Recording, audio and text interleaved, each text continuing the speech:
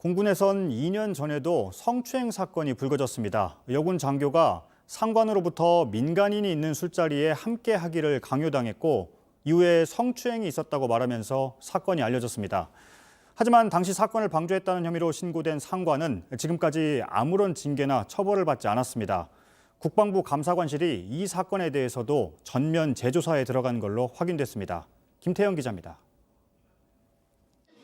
2019년 공군 소속 여군 A대위는 상관인 B대령을 신고했습니다.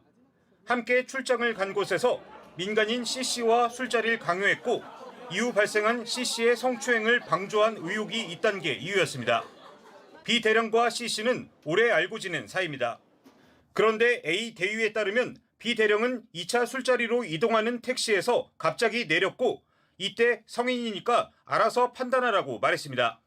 이후 술자리를 마친 뒤 C씨가 혼자 남은 A대위를 데려다 주겠다며 함께 택시에 탔고 그곳에서 성추행이 있었던 겁니다. 당시 경험에 대해 A대위는 업소 직원 취급을 당했다고 호소한 바 있습니다. 하지만 당시 조사를 받은 B대령은 형사상 처벌이나 징계를 받지 않았습니다. 증거가 충분하지 않다는 이유에서였습니다.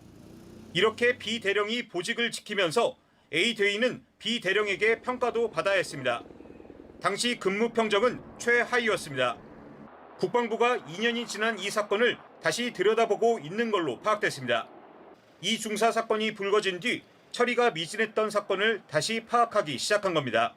국방부 관계자는 JTBC에 해당 대령이 부적절한 처신을 했는지 짚어볼 필요가 있다며 당시 적절한 책임을 묻지 못한 경위도 들여다볼 계획이라고 말했습니다.